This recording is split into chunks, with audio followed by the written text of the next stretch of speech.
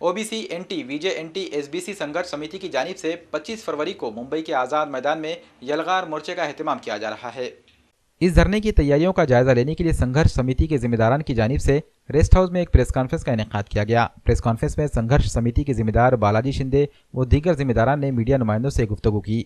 Press conference में जानकारी देते हुए बताया गया कि मरकजी व रियासती बीजेपी हुकूमतें ओपन कास्ट और मराठा तबकात को माशी व समाजी पसमानदगी की बुनियाद पर रिजर्वेशन देकर ओबीसी, एनटी, वीजेएनटी और एसबीसी तबकात के तहफ़्फ़ुज़ात पर डाका डालने की कोशिश कर रही हैं। हालांकि रिजर्वेशन हासिल होने के बावजूद ये तबकात 70 सालों से पसमानदा ही हैं। अब इन्हें मजीद पसमानदगी में ढकेलते हुए हुकूमतें इन्हें रिजर्वेशन से ही महरूम कर देना चाह रही है।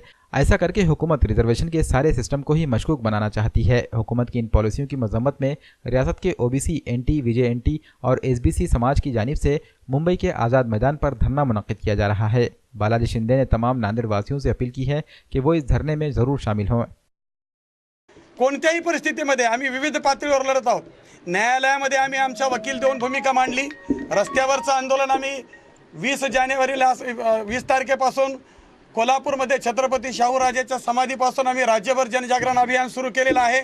आणि येणाऱ्या निवडणुकीमध्ये सुद्धा सरकारनं निर्णय नीट घेतला नाही आणि ओबीसीवर अत्याचार जर केला तर या राज्यातला तमाम ओबीसी सरकारला असं वाटतंय की हे लोक लहान लहान समाज आहे, एससी म्हणजे यांना काही समजत नाही वगैरे गैरसमज असेल सरकारचा।